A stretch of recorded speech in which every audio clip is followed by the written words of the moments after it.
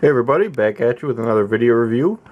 And after two figures that didn't really come with a whole lot of accessories, it's nice to get back to one that does. This is the Punisher. Let's go over what he comes with. You've got your Tortured Informant. And may I just add, I love any action figure that says it comes with a Tortured Informant accessory. That's just a must-buy for me. You've got the Spider-Man pinball game, and the legs that come with it, they slide into the slots at the bottom here. Got Frank's weapons. We got the assault rifle, a handgun, and a little backdrop here. And of course the figure himself. Alright, I'm going to set him up here quick and we'll see what he looks like. Okay, so we're all set up. Pretty cool looking. You've got Punisher over there in front of the bar window, and then the Foreman attaches to the pinball machine like so. With this figure, what really impresses me is the material they use for everything. Frank's trench coat here actually feels pretty leathery.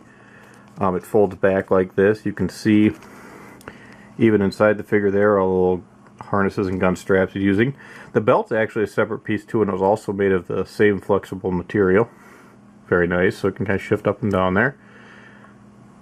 This Punisher, I believe, is based off of Garth Ennis's Welcome Back Frank line, which is a really cool comic series, and if you're a Punisher fan, definitely check it out. But even compared to the rest of Marvel Selects, not hardly any articulation at all. The legs have nothing. They are completely solid. You can't really turn Frank at the waist or anything. His head moves a little bit, and his arms are only at the shoulder. So that's about all you get of that. One little complaint I have, and I don't know if this is just with my figure or if this is with all of them, but this arm is loose. When it goes there, see, it kind of falls down. It doesn't hold up, and I'm not sure if that was intentional or what, but it's not a big deal. You can either have them like that or, you know, with the assault rifle at the side.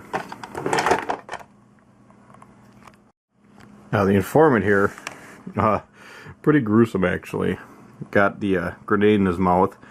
And it took me a second to figure out what that thing on his chest was. That's actually, I believe, the pin for the grenade. So this would probably be one of the figures out of this line. I'd say maybe not for your youngest of kids, but I think anyone, you know, in their teenagers, there's no real problem here. There's no blood or anything. Just a really violent scene. Got all these nice tattoos over here. And this is a nice touch too. First off, this is an actual chain here, metal chain. And they got these handcuffs, and they actually fit through the holes in the feet of the pinball machine and attach, so he's strapped in. And the legs have similar, there's a rope there, and a belt right there, so pretty cool.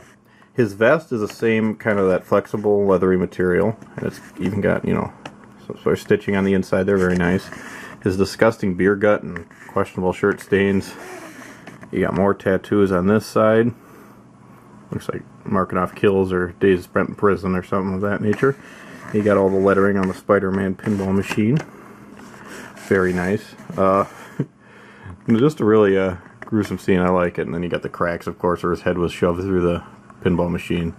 But again, very fitting for the Punisher. And I think when you make these backdrops and stuff, that's the key. Make something that really fits the character and brings them to mind.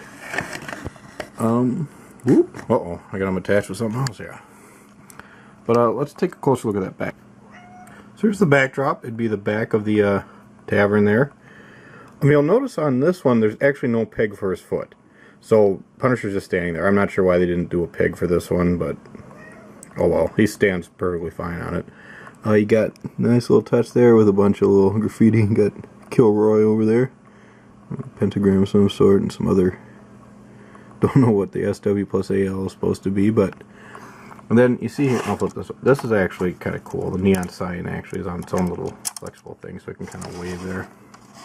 Now this says, I think that says Matters Tavern. Now I don't know what Matters Tavern is, but in the comics, there's this place called Ennis's Tavern, obviously named after the writer Garth Ennis. But I don't know if there's some licensing issue where they couldn't use the name or whatnot, but still a nice touch, and I guess there must have been some reason they did not use Ennis's Tavern, but I think anyone who's seen the comic will recognize this scene. Alright, so how does Punisher compare to my current favorite figure, Green Goblin? Well, I think he might just beat him out to be my new favorite. What I like about both of these characters is that their sculpts and their props tell a story. I really like that in a figure. I think it brings a lot of character to it. I think Punisher's does just a tiny bit better job of that. What's interesting is that both these figures do this in a very different way. Green Goblin, of course, looks like he's in motion. He's currently doing the action of kidnapping or capturing Peter Parker.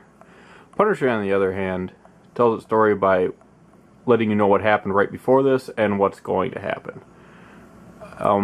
I just think, I don't know, the Punisher figure just has all that great material on it, even though he really isn't all that articulate at all, but he doesn't really need to be given it.